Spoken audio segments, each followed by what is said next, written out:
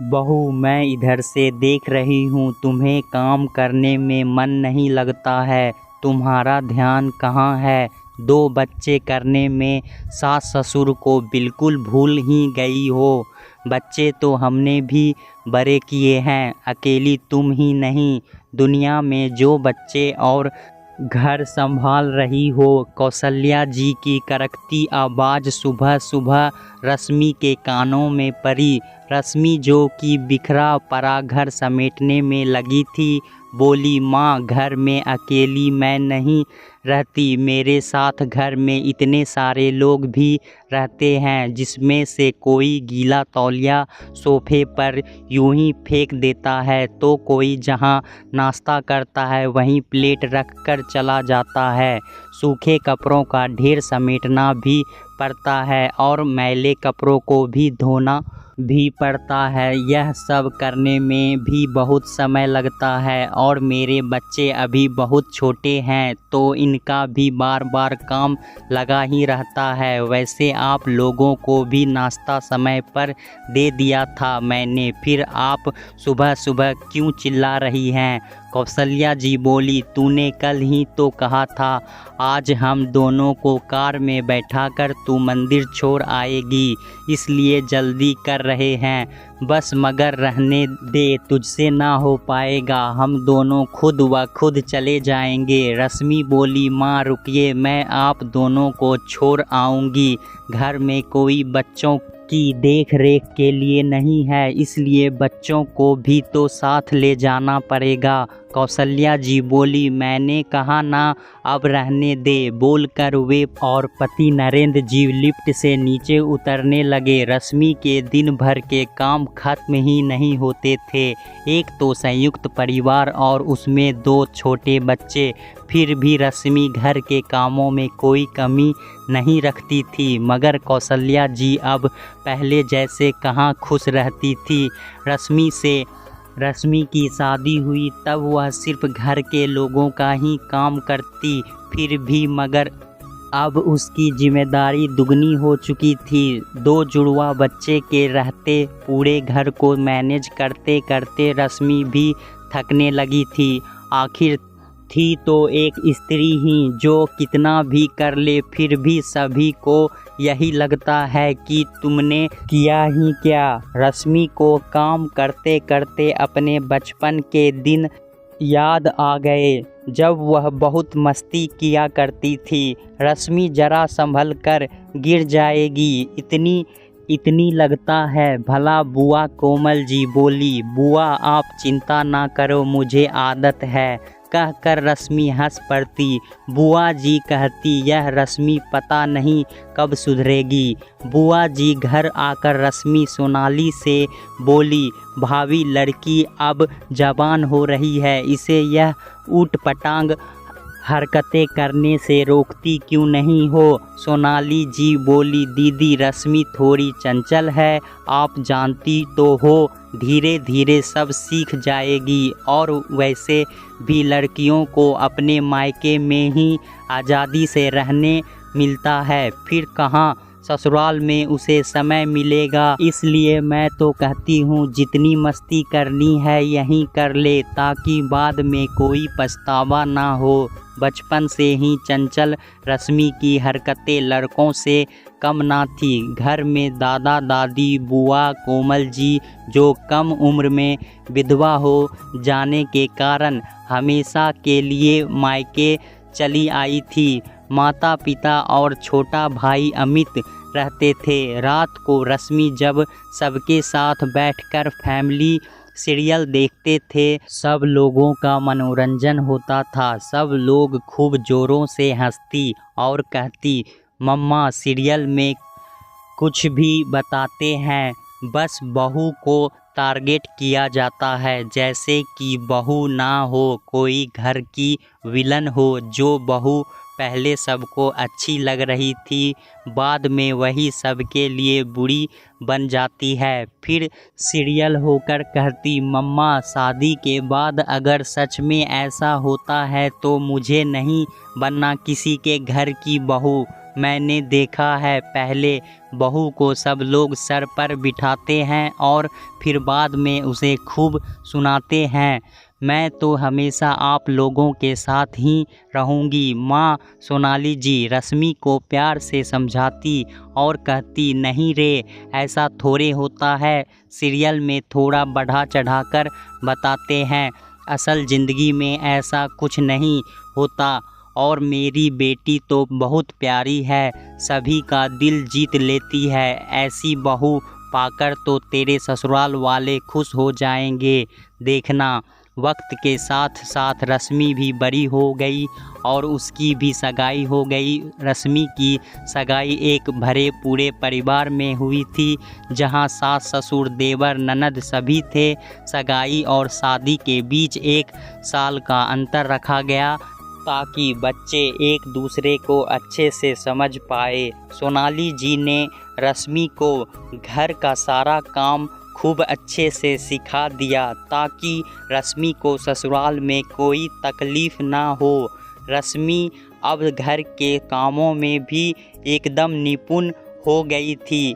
बुआ कोमल जी भी रश्मि को इस रूप में देखकर हैरान थी और बोलती, यह बच्ची तो अब बड़ी हो गई। रश्मि का मंगेतर रौनक बहुत हंसमुख और शांत स्वभावी था। रश्मि और रौनक सगाई में फ़ोन पर खूब बातें करते और एक दूसरे के प्रति अपना प्यार व्यक्त करते। दोनों के इंतज़ार की घड़ियां ख़त्म हुई और शादी हो गई। रश्मि की सास कौशल्या जी और ससुर नरेंद्र जी रश्मि जैसी बहू पाकर खुश थे। रश्मि ने आते ही घर की सारी जिम्मेदारियां अपने हाथ में ले ली और अपने काम से सभी को खुश कर दिया। सास ससुर बाहर के लोगों और रिश्तेदारों से रश्मि की तारीफ करते थकते नहीं थे। देवर और ननद भी भाभी पर जान छिड़कते, क्योंकि रश्मि उन दोनों का भी सारा काम कर देती। उनके कॉलेज जाने से पहले ही उनका चाय नाश्ता भी उन्हें तैयार मिलता। रश्मि ने 2 जुड़वा बच्चों को जन्म दिया। अब रश्मि और व्यस्त रहने लगी। अब रश्मि का काम और बढ़ गया था। दोनों बच्चों को समय पर खिलाना, समय पर नहलाना, सुलाना, जिसमें रश्मि बहुत थक जाती।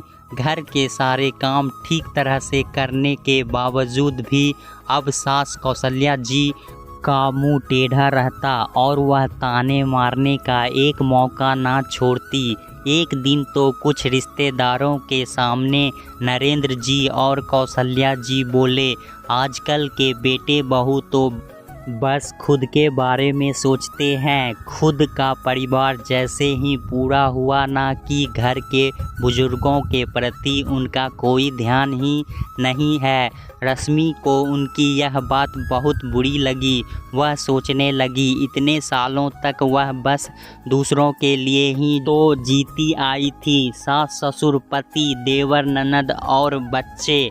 रश्मि घर और बच्चों में इतना व्यस्त रहती कि उसे अपने बाल कंघी करने का तक समय नहीं मिल पाता था। पति रौनक कहते, यार रश्मि, रात को थोड़ा सज सवर कर रहा करो, पहले इतनी सुंदर लगती थी, अब देखो कैसे निकल आया है, हमेशा घर के कपड़ों में कैसे भी रहती हो, पति को खुश रखना भूल ही गई हो। तुम्हें ऐसे देखकर जो मूड होता है वह भी खराब हो जाता है। इतने सालों से उसने अपने आप पर ध्यान देना बंद कर दिया था, फिर भी कोई उससे खुश ना था। घर की चलती फिरती मशीन बनकर रह गई थी। वह बस घर की डोरबेल बजी, सामने देखा उसकी 3 बुआ आई थी। अपनी कोमल बुआ को देखकर रश्मि उनके गले मिल गई और बोली, बुआ जी, अभी थोड़ी देर पहले आप सबको ही याद कर रही थी। बुआ जी बोली, कुछ काम से यहाँ आना हुआ था तो तेरी माँ ने तेरे लिए यह बेसन के लड्डू भिजवा दिए, तुझे बहुत पसंद है ना। बुआ जी ने रश्मि के बच्चों को उपहार दिए और वापस जाने लगी। रश्मि ने उन्हें खाना खाकर जाने कहा तो बुआ जी बोली, नहीं नहीं, बेटी के घर का खाना खाते हैं क्या भला। आज उसे अपनी माँ की बहुत याद आ रही थी, अपने बचपन के दिन याद आ रहे थे। कितने मज़े करती थी वह, कितना खुश रहती थी। रश्मि ने सोनाली जी को फ़ोन लगाया और माँ की खैर खबर लेने लगी। सोनाली जी बोली, मैं तो एकदम ठीक हूँ। ठीक है ना। माँ के यह शब्द बेटी के मन को झकझोर गए और वह रो पड़ी और बोली, माँ सीरियल में थोड़ा बढ़ा चढ़ा कर ज़रूर बताते हैं, मगर मैं कहती थी वह बात बिल्कुल सही थी। जो बहू सभी के लिए पहले इतनी अच्छी होती है वह बाद में उतनी बुरी कैसे बन जाती है। क्या कुछ नहीं किया मैंने पूरे परिवार के लिए और अब तक करती आई हूँ माँ।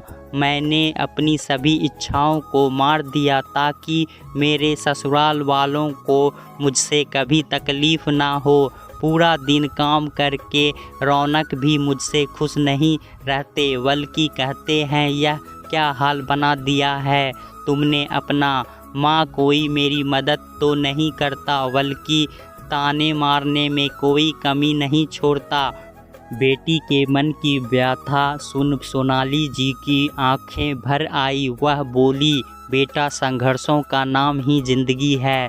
थोड़े बहुत दुख के दिन नहीं आएंगे तो इंसान खुश की कीमत कैसे समझ पाएगा। रश्मि बोली, हाँ माँ, मैं जानती हूँ आपसे बेहतर मोटिवेशन मुझे कोई नहीं दे सकता।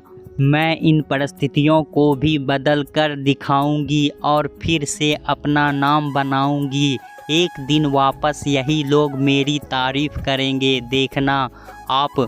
मगर माँ, इस बारी मैं सिर्फ इनके लिए नहीं जीऊंगी, मैं अपने लिए जीकर इन सब की नज़रों में अपने लिए स्थान बनाऊंगी। मैं ससुराल वालों की सेवा करते करते खुद को नहीं खोने दूंगी। मैं अपना खुद का नाम बनाऊंगी। अब तक जिन इच्छाओं को मैंने अपने अंदर ही मार दिया था, अब मैं उन्हें भी पूरा करूंगी। सोनाली जी ने बेटी को बहुत आशीर्वाद दिया। रश्मि अब अपने लिए भी जीने लगी और जो वक्त मिलता उसे सभी को देने लगी। रश्मि ने घर बैठे ही मेहंदी और डांस सिखाने का काम भी शुरू कर दिया था। उसे सास ससुर या लोगों की बातों की कोई परवाह नहीं थी, बस अब वह कुछ करना चाहती थी। सास कौशल्या जी बरबर करती, मगर रश्मि उनकी बातों को नज़रअंदाज कर अपने लक्ष्य की तरफ ध्यान देती, जिस वजह से वह घर बैठे आमदनी भी करने लगी थी। छोटे मोटे कामों के लिए रश्मि ने बाई लगा दी थी, क्योंकि वह जानती थी अगर वह इन छोटे मोटे कामों में उलझी रही तो वह अपने लक्ष्य को कभी प्राप्त नहीं कर पाएगी और सभी की कठपुतली बनकर रह जाएगी। अपने आप पर ध्यान देने की वजह से फिर से रश्मि का चेहरा चमक उठा था और आत्मविश्वास का रंग तो अलग ही होता है जो चेहरे से झलकता है। रौनक फिर से रश्मि के साथ रोमांटिक होने लगा। रौनक कहता, रश्मि तुम्हारे इस परिवर्तन से मैं बहुत खुश हूँ। रश्मि फिर से पति का प्यार पा चुकी थी, जिसे कुछ समय पहले ही उसने वापस पाया था। आज जब सास कौशल्या जी का पांव बाथरूम में फिसला तो रश्मि ने उन्हें झटपट अस्पताल पहुंचाया और घर आकर 1 महीने तक सेवा की। सो अलग रश्मि की सेवा से कौशल्या जी जल्दी ठीक हो गई। फिर से सास ससुर रश्मि की तारीफ़ों के पुल बांधने लगे। अब रश्मि समझ चुकी थी, जिंदगी में हर मोड़ आसान नहीं होता, हमें उसे आसान बनाना होता है। रश्मि ने अपनी ज़िंदगी बदल कर यह साबित कर दिया कि इंसान ज़िंदगी में जो चाहे वह पा सकता है, बस उसे निरंतर चलते रहना है और हिम्मत नहीं हारनी। है। दोस्तों, बहू दिन भर काम करते करते थक जाती है, फिर भी सासू माँ बोलती है कि काम ही क्या करती हो। सासू माँ को समझना चाहिए, बहू कोई काम करने वाली मशीन नहीं है। दोस्तों, कहानी कैसा लगा हमें कमेंट में ज़रूर बताएं। इसी तरह की पारिवारिक कहानी सुनने के लिए हमारे चैनल को सब्सक्राइब करना ना भूलें। धन्यवाद।